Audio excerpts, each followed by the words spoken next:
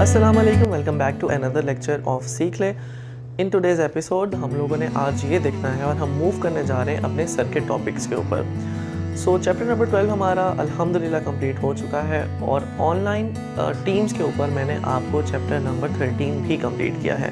Chapter number 13 का आज हमारे पास जो टॉपिक है दैट इज़ किरचॉफ्स लॉ या किरचॉफ्स रूल, और ये हमारे पास सर्किट्स का जो है वो टॉपिक होता है। सो सर्किट्स को आपने इग्नोर नहीं करना, क्योंकि आगे जाके अगर आप प्रोसीड करने लगे हैं अपनी इंजीनियरिंग डिग्री तो आपको सर्किट्स में कहीं ना कहीं पाला ज़रूर पड़ने वाला है। तो आइए आज हम चल के देखते हैं कि हमारे पास किरचॉफ्स रूल क्या है और इसके दो रूल्स को हम अच्छे तरीके से समझने की कोशिश करते हैं।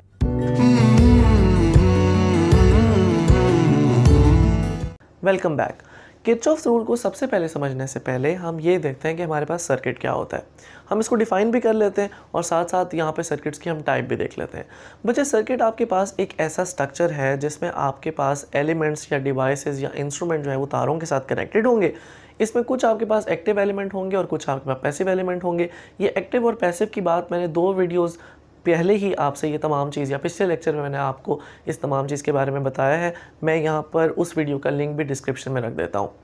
तो अगर आपके पास इस तरीके के सर्किट एलिमेंट्स तारों के साथ कनेक्टेड हैं और आपके पास करंट का एक पाथ बनता है तो उसको हम सर्किट कहते हैं।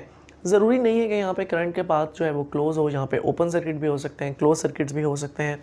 सो इसी बेस पे हम लोग सर्किट को डिवाइड कर देते हैं इनटू 2 टाइप्स। हमारे पास सर्किट्स की बेसिकली 2 टाइप्स हैं। Number 1 simple circuit and number 2 complex circuit. Simple circuit हमारे पास ऐसे सर्किट होते हैं जिसमें हमारे पास एटलीस्ट एक बैटरी सोर्स या एक एक्टिव सोर्स तो ज़रूर मौजूद हो, जिसने हमारे सर्किट में करंट प्रोवाइड करना है, एनर्जी प्रोवाइड करनी है या पावर प्रोवाइड करनी है। तो यहाँ पर हमारे पास एक एनर्जी सोर्स, ईएमएफ सोर्स ज़रूर होना चाहिए। इसके साथ हमारे पास नंबर ऑफ रेजिस्टर्स या कैपेसिटर्स या इंडक्टर्स हमारे पास लग सकते हैं। वो भले हमारे पास सीरीज़ फॉर्म में हो, पैरेलल फॉर्म में, और ये सीरीज़ पैरेलल आप इजीली समझ चुके हैं। तो ऐसे सर्किट्स को हम सिंपल सर्किट कहते हैं। और इन सर्किट्स को जो सॉल्व करने का तरीका होता है, इसमें अगर आपने वोल्टेज फाइंड करना है, करंट फाइंड करना है, रेजिस्टर फाइंड करना है, रेजिस्टेंसेस की वैल्यू देखनी है, तो आपको सिंपल फार्मूलाज चाहिए होते हैं, जिसमें ओहम्स लॉ बहुत इंपॉर्टेंट होता है और रेजिस्टेंस के पैरेलल और सीरीज़ कॉम्बिनेशन के फार्मूलाज आपको ईजिली पता हैं। लेकिन इसके बरक्स अगर हम सेकेंड टाइप के ऊपर जाते हैं, जो कि हमारे पास कॉम्प्लेक्स सर्किट्स हैं, तो कॉम्प्लेक्स सर्किट्स में हमारे पास एक से ज़्यादा एक्टिव सोर्स हो सकती है, यानी कि यहाँ पर हमारे पास 2 या 3 बैटरीज जो हैं वो कनेक्ट हो सकती हैं और इसके साथ नंबर ऑफ रेजिस्टर्स और कैपेसिटर होते हैं। तो ऐसे सर्किट्स आपके पास कॉम्प्लेक्स सर्किट्स कहलाते हैं। और कॉम्प्लेक्स सर्किट्स में करंट और वोल्टेज इजीली हम ओहम्स लॉ से फाइंड नहीं कर सकते। तो उसके लिए हमें क्या चाहिए होता है? उसके लिए हमें चाहिए होते हैं किरचॉफ्स रूल। किरचॉफ एक साइंसदान था जिसने 2 रूल जो है वो बना दिए ताकि आप कॉम्प्लेक्स सर्किट्स के अंदर से करंट और वोल्टेज को ईजिली फाइंड कर सकें। तो अब आपने सर्किट्स को इजीली समझ लिया है। अब हम चलते हैं किरचॉफ्स रूल की तरफ और देखते हैं कि इसके 2 रूल्स क्या हैं। किरचॉफ ने 2 रूल बनाए थे और इनमें सबसे पहले उसने अपने नाम के ऊपर ही किरचॉफ फर्स्ट रूल और किरचॉफ सेकंड रूल रख दिया है। लेकिन आपको कैसे पता लगेगा कि कौन सा रूल किरचॉफ फर्स्ट रूल है और कौन सा रूल किरचॉफ सेकंड रूल है? तो आपने ये याद रखना है कि first rule is always the law और अ रूल ऑफ करंट, और सेकेंड रूल जो है हमारे पास ये रूल ऑफ वोल्टेजेस होता है। फर्स्ट लॉ की शॉर्ट फॉर्म KCL यानी किरचॉफ्स करंट लॉ, और सेकंड लॉ की शॉर्ट फॉर्म KVL यानी किरचॉफ्स वोल्टेज लॉ होती है। ये बहुत ही सिंपल है। तो सबसे पहले हम आके देखते हैं Kirchhoff's current law. Kirchhoff's current law हमें ये कहता है कि sum of all the currents meeting at a point in a circuit is equal to 0। तो सर्किट आप बहुत किस्म के देखते हैं जिसमें आपके पास डिफरेंट तारें जो है एक से दूसरे एंड तक कनेक्टेड होती हैं। अगर इन तारों को आप कनेक्ट करें तो हमारे पास कुछ पॉइंट्स बनते हैं। इन पॉइंट्स को सर्किट में कहा जाता है नोड पॉइंट्स। ये लफ्ज़ आपके पास FSC की इस बुक में आपके पास अवेलेबल नहीं होगा, लेकिन अगर आप लोगों को एक्स्ट्रा इन्फॉर्मेशन चाहिए तो वो आपको यहाँ से मिल जाती है। सो आप ये देखिए कि अगर ये पॉइंट्स आपके पास यहाँ पर मिल रहे हैं तो इन पॉइंट्स को आपने नोड पॉइंट्स कहना है। और ये नोड पॉइंट्स के ऊपर अगर तमाम करंट्स एक पॉइंट के ऊपर मिल रहे हो तो उनका सम जो है किरचॉफ कहता है that will be equal to 0। ये उसने एक रूल बनाया, लॉ बनाया, ताकि हम अननोन करंट को भी फाइंड कर सकें। इस चीज़ को समझने के लिए हम देखते हैं कि लेट्स सपोज हमारे पास 4 वायर्स हैं। ये 4 वायर्स एक पॉइंट पर आके मिल रही हैं। हमारे पास I1 करंट एक रेजिस्टर में से फ्लो हो रहा है जिसकी रेजिस्टेंस R1 है। सिमिलरली I2 हमारे पास R2 में से फ्लो हो रहा है और एक पॉइंट के बाद यहाँ से करंट लीव भी कर रहे हैं और उसकी डायरेक्शन भी आपके सामने है। R3 में से I3 करंट लीव कर रहा है और R4 रेजिस्टर में से I4 करंट जो है वो लीव कर रहा है। तो यहाँ पर आपने एक नोट में आपको बता देता हूँ कि आपने करना क्या है। आपके पास नोड के ऊपर जितने भी करंट आ रहे हैं कमिंग पॉइंट पे हैं, उन करंट्स को हम पॉजिटिव कंसीडर करते हैं और जितने भी करंट नोड पॉइंट से दूर जा रहे हैं उन करंट्स को हम नेगेटिव कंसीडर करते हैं।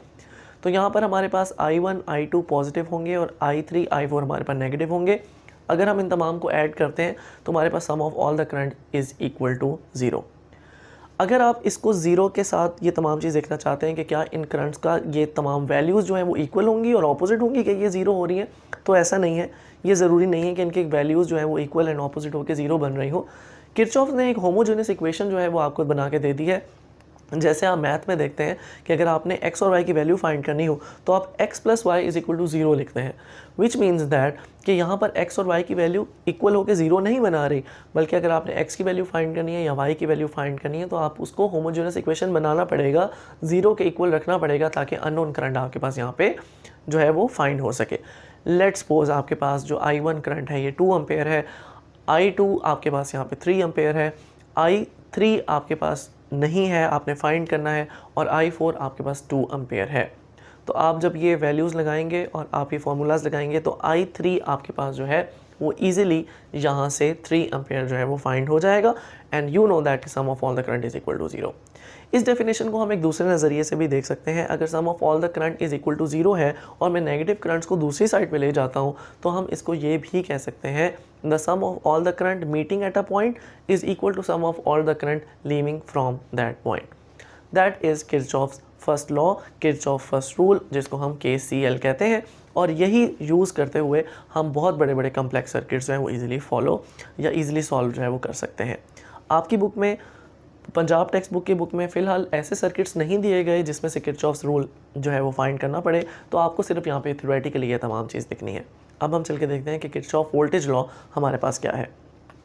The second rule is KVL which is Kirchhoff voltage law. और ये बहुत समझने वाली बात है और ये बहुत इंपॉर्टेंट बात है क्योंकि यहाँ पर आपको 2-3 बेसिक्स इक्वेशन के साथ जो है पाला पड़ेगा और उसको मैं बड़े बेस से जो है वो यहाँ पे लिखने की कोशिश करूँगा। तो सबसे पहले मैं आपको ये बता दूं कि चूँकि ये कम्प्लेक्स सर्किट्स के ऊपर होता है तो यहाँ पर आपके पास जो डायग्राम है वो जैसे बनती है उससे पहले हम डेफिनेशन देखते हैं। तो जैसे sum of all the current is equal to 0 था, किरचॉफ वोल्टेज लॉ में sum of all the voltages of all the elements in the circuit is equal to 0, यानी कि यहाँ पर जितना भी वोल्टेज ड्रॉप होगा एक सर्किट में उन तमाम का वोल्टेज ड्रॉप जो है वो 0 के बराबर आपने रखना है ताकि आप अननोन वोल्टेज या अननोन एनर्जी या अननोन EMF जो है वो यहाँ से आप फाइंड कर सकें। तो इसके लिए हमें सबसे पहले जो ज़रूरी चीज़ है डायग्राम, उस डायग्राम में आपके पास क्लोज सर्किट होना जो है वो सबसे पहले बहुत ज़रूरी है। तो क्लोज सर्किट आपके पास यहाँ पर एक डायग्राम बनी हुई है जिसमें हमारे पास अब 2 वोल्टेज सोर्स मौजूद हैं। एक वोल्टेज सोर्स को मैं EMF E1 से रिप्रेजेंट कर रहा हूँ और दूसरे वोल्टेज सोर्स को, बैटरी सोर्स को मैं E2 के साथ रिप्रेजेंट कर रहा हूँ। जबकि इसमें इस सर्किट में हमारे पास 2 रजिस्टर्स भी लगे हुए हैं जिसमें एक रजिस्टर R1 है और दूसरा रजिस्टर R2 है। अब आप यहाँ पे कंफ्यूज होंगे कि हमारे पास 2 बैटरीज़ हैं तो कौन सी बैटरी से हम करंट जो है वो फ्लो करवाना स्टार्ट करें। यू नो दैट हमने कन्वेंशनल करंट ही फॉलो करना है। तो हम सपोज करते हैं, लेट्स सपोज दैट कि हमारे पास E1 जो EMF ऑफ बैटरी 1 है इसका EMF E2 से ज़्यादा है और चूँकि इसका EMF ज़्यादा है तो E1 से करंट जो है वो फ्लो करना स्टार्ट करेगा और E2 की तरफ जो है वो बहेगा और ये पूरा सर्किट अपना कंप्लीट करेगा। अब हम एक एक करके अपने वोल्टेजेस फाइंड करना शुरू करते हैं और वोल्टेज आपको पता है किसके थ्रू फाइंड हो सकता है, that will be equal to IR, V is equal to IR से वोल्टेज फाइंड होता है। तो सबसे पहले हम देखते हैं कि E1 के ऊपर कितना वोल्टेज जो है वो यहाँ पर ड्रॉप हो रहा है। यहाँ पर आपको E1 के 2 टर्मिनल्स नज़र आ रहे हैं जिसमें नेगेटिव टर्मिनल पहले है और पॉजिटिव टर्मिनल बाद में है। बेटा एक बात यहाँ पर ज़रूर याद रखिएगा, जब भी करंट, जब भी चार्जेस मूव करते हैं from lower potential to higher potential, they gain energy. मैं अगेन बोल रहा हूँ, जब भी इलेक्ट्रॉन्स मूव करते हैं from lower potential to higher potential, they gain energy. हम सीढ़ियाँ ऊपर की तरफ चलते हैं तो हम एनर्जी गेन कर रहे होते हैं और जब हम स्टेप्स नीचे की तरफ आ रहे होते हैं तो हम एनर्जी लूज़ कर रहे होते हैं। सिमिलरली जब चार्जेस बैटरी के हायर पोटेंशियल पॉजिटिव से लोअर पोटेंशियल की तरफ जाएंगे सो दे लूज एनर्जी, तो वहाँ पर इनके वोल्टेज को हम नेगेटिव के साथ रिप्रेजेंट करेंगे। सबसे पहले हमने वोल्टेज लिखना है E1 का। इलेक्ट्रिक पोटेंशियल क्या टॉपिक था? इलेक्ट्रिक पोटेंशियल हमारे पास 12th चैप्टर का टॉपिक था। मैं यहाँ पर अगेन उस वीडियो को भी टैग कर देता हूँ। यहाँ पर मैंने आपको ये बताया था कि पोटेंशियल किसके बराबर होता है, the potential is equal to work done on the unit charges. तो ये वर्क डन आपके पास क्या है, ये वर्क डन आपके पास एनर्जी ही है। तो यहाँ से आपने एनर्जीज जो है वो अलग करनी है। तो हमें पता है कि V is equal to U over Q, और यहाँ से U या W आप अलग कर लें, that will be equal to QV। V आपके पास वोल्टेज है जो कि इस टॉपिक में आपको EMF E1 के साथ रिप्रेजेंट हो रहा है। तो पहली बैटरी का वोल्टेज आप E1 लिखेंगे तो आपके पास जो यहाँ के वोल्टेज है that will be equal to E1Q। और यहाँ पर आपने ये बात ध्यान में रखनी है, याद रखनी है कि ये लोअर से हायर की तरफ जा रहा था तो इसका वोल्टेज चेंज जो है ये पॉजिटिव आएगा। उसके बाद आपके पास सेकंड एलिमेंट आपके पास आ रहा है, दैट इज़ रेजिस्टर। आपने रेजिस्टर से भी वोल्टेज जो है वो फाइंड करने हैं, एनर्जी जो है वो फाइंड करनी है। तो रेजिस्टर के अक्रॉस जो आपके पास एनर्जी होगी that will be equal to V is equal to IR। यहाँ से आप वोल्टेज निकालेंगे तो आपके पास ये आ रहा है V is equal to IR। जब इसकी आप एनर्जी फाइंड करेंगे तो एनर्जी किसके बराबर होती है, अभी मैंने आपको बताया that will be equal to U is equal to आपके पास जो एनर्जी है that will be equal to U is equal to V into Q। तो V आपके पास यहाँ पर IR है, आप IR Q यहाँ पर एनर्जी लिखेंगे ऑफ रेजिस्टर। रेजिस्टर में हमेशा एनर्जी जो है वो हीट की फॉर्म में डेसिपेट होती है, तो यहाँ पर हमेशा इसका वोल्टेज ड्रॉप जो है वो नेगेटिव में आएगा। सिमिलरली अगर हम थर्ड स्टेप के ऊपर जाते हैं जिसमें हमारे पास सेकंड बैटरी जो है वो लगी हुई है और यहाँ पर इसका हायर टर्मिनल ऊपर की तरफ है और लोअर टर्मिनल जो है वो नीचे की तरफ है और हमारे पास चार्जेस फ्लो कर रहे हैं from higher to lower terminal, तो ये एनर्जी लूज़ करेंगे। तो अगर मैं इसकी एनर्जी लिखना चाहूँ तो इसकी एनर्जी भी हमारे पास बराबर आएगी U is equal to VQ, और V आपके पास जो कि वोल्टेज है और यहाँ पर वो रिप्रेजेंट होगा E2 से। तो इसके आपके पास जो वोल्टेज या एनर्जी होगी that will be equal to E2Q। और सिमिलरली लास्ट हमारे पास रेजिस्टर R2 है, तो यहाँ से बिल्कुल वैसे ही नेगेटिव में आपके पास जो है एनर्जी बनेगी एज सेम जैसे आपने R1 में से निकाली है। तो R1 में से आपके पास एनर्जी थी IR1Q, I1R1Q। तो यहाँ पर आपके पास जो एनर्जी है that will be equal to I1R2Q। आपके पास ये तमाम एनर्जीज़ आ चुकी हैं, वोल्टेज ड्रॉप्स आ चुके हैं। आपने इन तमाम को इक्वल टू ज़ीरो रखना है क्योंकि यही हमारे पास इक्वेशन है और यही हमारे पास लॉ है किरचॉफ्स का। तो हम इन तमाम इक्वेशंस को इक्वल टू ज़ीरो कर देते हैं और यहाँ पर आपके पास ये तमाम इक्वेशंस इक्वल टू ज़ीरो आपको नज़र आ रही हैं। That is Kirchhoff's second law. तो आपने इस बात का बहुत ध्यान रखना है कि अगर आपके पास charges lower to higher move कर रहे हैं तो वहाँ पर उनकी एनर्जी गेन होगी, that will be shown by a positive charge, positive sign. और अगर आपके पास हायर टू लोअर मूव करेंगे तो तब वो एनर्जी लूज़ करेंगे जिसको हमने नेगेटिव साइन के साथ लिखना है। That's all for today. In rules को आप अच्छे तरीके से देखेंगे, इन रूल्स को आप अच्छे तरीके से पढ़ेंगे एंड आई एम श्योर कि आप सर्किट्स को भी अच्छे तरीके से समझने की कोशिश करेंगे। अगर आपको आज के रूल समझ आए हैं तो आपके लिए व्हीटस्टोन ब्रिज करना बहुत इंपॉर्टेंट हो जाएगा। मैं व्हीटस्टोन ब्रिज की कोशिश करूंगा कि यहाँ पर आपको एनिमेशन तो ज़रूर प्रोवाइड कर सकूं, लेकिन उसके साथ क्योंकि वहाँ पे इक्वेशन ड्राइव होनी है, सो कल इंशाल्लाह ताला मैं कोशिश ये करूँगा कि अपने व्हीटस्टोन ब्रिज वाले लेक्चर को मैं अच्छे तरीके से टाइप करके लिख के और आपको दिखा सकूँ ताकि आपको पता लग सके कि हमने किस तरीके से इक्वेशंस में लिखनी है। That's all for today. Thank you so much for watching my lectures।